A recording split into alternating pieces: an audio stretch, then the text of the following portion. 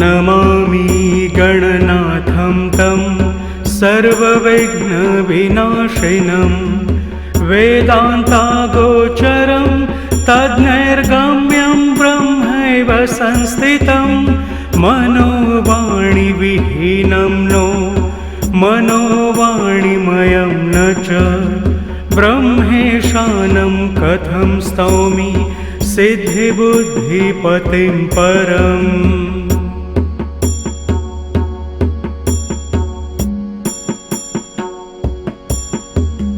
त्वद्दर्शनेन हेरम्ब कृतकृत्योऽहमञ्जसा इत्युक्त्वा पूजयामास भक्तिभावसमन्वित।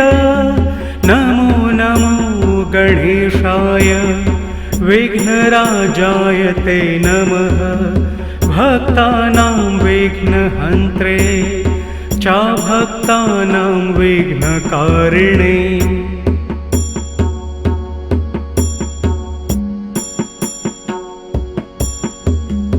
अमेयमायाया चैव संयुक्ताय नमो नमः योगरूपाय वै तुभ्यं योगिभ्यो मोहदायते विनाकाय सर्वेश नमश्कृन्तामणे नमः अनन्तमहिमाधार नमस्ते चन्द्रमौलये।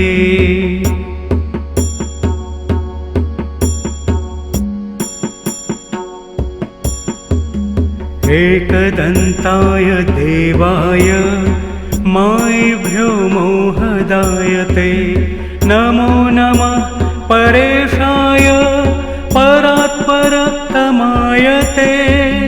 निर्गुणाय नमस्तुभ्यं गुणाकाराय साक्षिणे महाकुवाहनायैव मूषकध्वजधारिणे।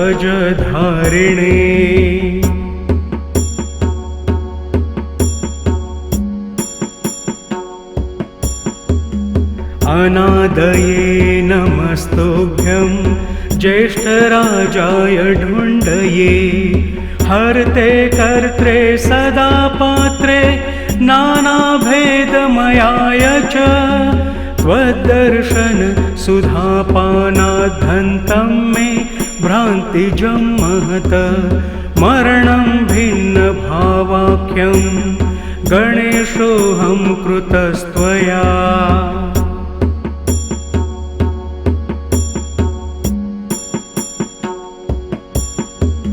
न भिन्नं परिपश्यामि त्वद्ऋते गणनायक शान्तिदं योगमासाद्य प्रसादात् तेन संशयः भक्तिं देहि गणाधीश परां त्वत्पादपद्मयो कुरूपाङ्गाणपत्यं त्वं प्रेमयुक्तं च ते पदी।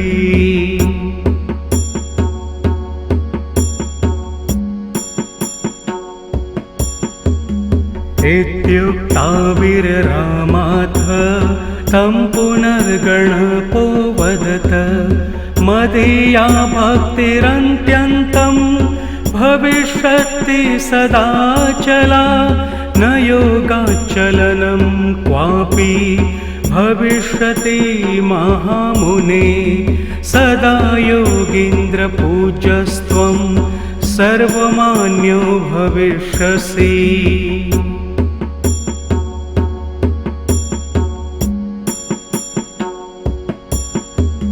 त्वया कृतमिदं स्तोत्रं शान्तियोगप्रदं भवेत् पठते शृण्वते चैव भुक्तिमुक्तिप्रदायकम् इत्युक्ता तस्य हृदये ययो लीनो गजाननः सदा हृदि गणेशानं पश्यति स्म मुनिः स्वयम्।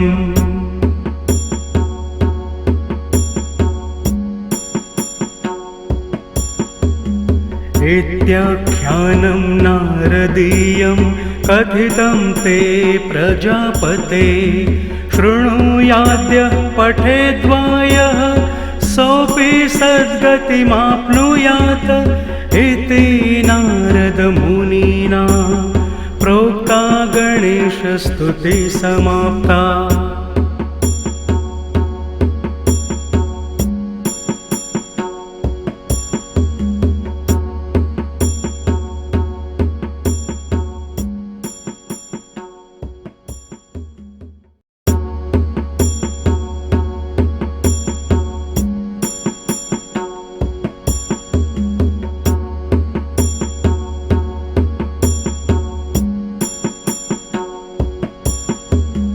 नमामि गणनाथं तं सर्वविघ्नविनाशिनं वेदान्तागोचरं तद्नैर्गम्यं ब्रह्मैव संस्थितं मनोवाणिविहीनं नो मनोवाणिमयं न च ब्रह्मेशानं कथं स्तौमि सिद्धिबुद्धिपतिं परम्।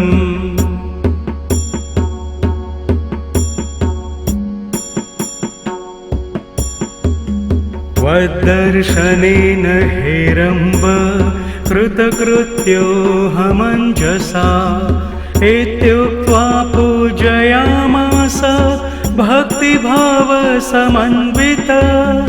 नमो नमो गणेशाय विघ्नराजाय ते नमः भक्तानां विघ्नहन्त्रे चाभक्तानां विघ्नकारिणे।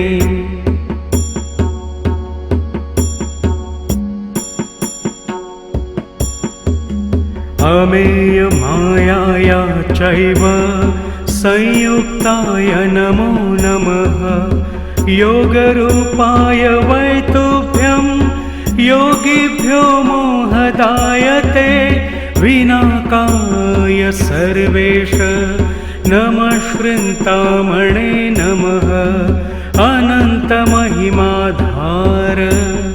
नमस्ते चन्द्रमौलये।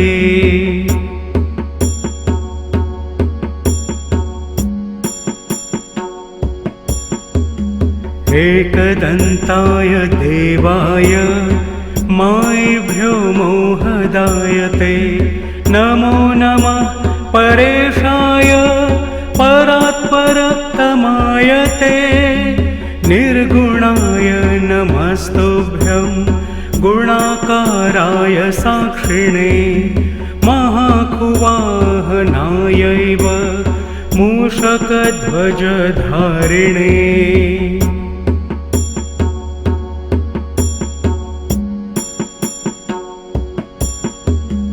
अनादये नमस्तुभ्यं ज्येष्ठराजाय ढुण्डये हर्ते कर्त्रे सदा पात्रे नानाभेदमयाय च त्वद्दर्शन सुधापानाद्धन्तं मे भ्रान्तिजं महत मरणं भिन्नभावाख्यं गणेशोऽहं कृतस्त्वया।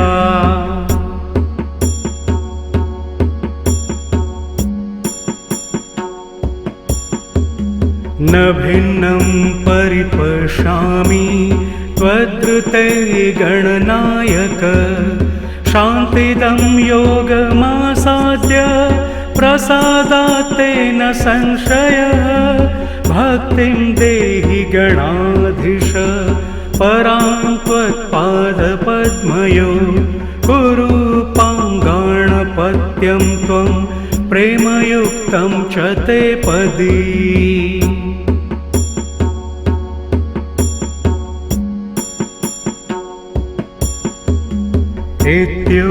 इत्युक्ताविररामाथ तं पुनर्गणपो वदत मदीया भक्तिरन्त्यन्तं भविष्यति सदाचला न योगाचलनं क्वापि भविष्यति महामुने सदा योगीन्द्रपूज्यस्त्वं सर्वमान्यो भविष्यसि।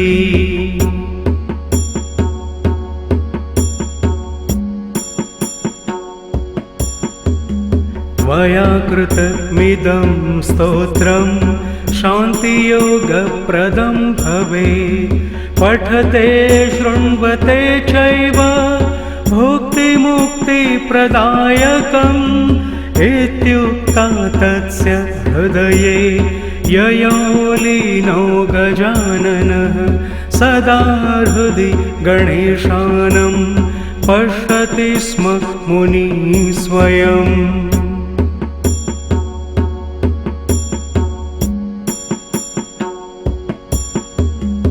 इत्याख्यानं नारदीयं कथितं ते प्रजापते।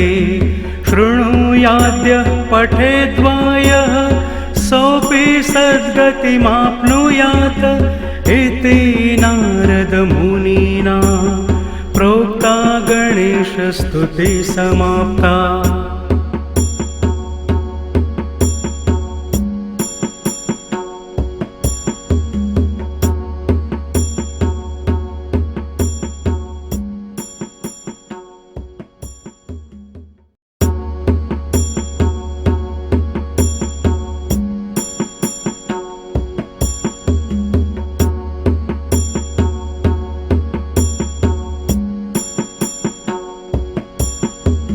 नमामि गणनाथं तं सर्वविघ्नविनाशिनं।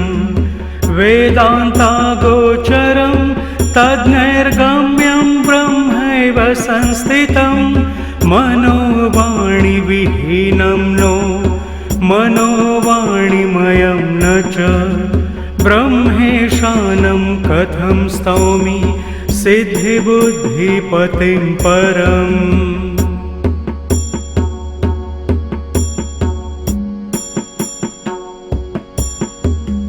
त्वद्दर्शनेन हेरम्ब कृतकृत्योऽहमञ्जसा।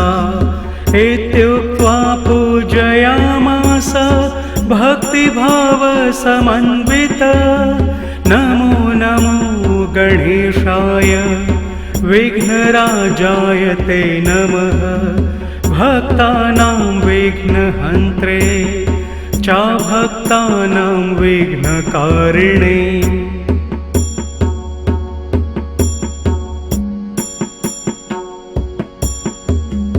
अमेय मायाया चैव संयुक्ताय नमो नमः।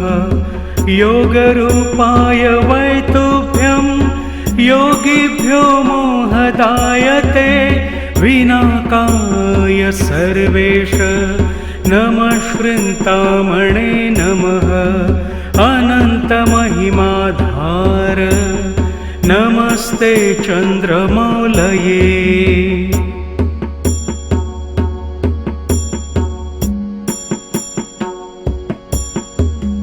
एकदन्ताय देवाय मायिभ्यो मोहदायते। नमो नमः परेशाय परात्परतमायते। निर्गुणाय नमस्तुभ्यं गुणाकाराय साक्षिणे। महाकुवाहनायैव मूषकध्वजधारिणे।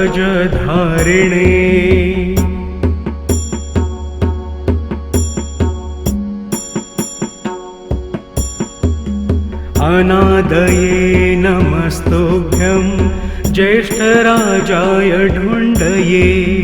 हर्ते कर्त्रे सदा पात्रे नानाभेदमयाय च।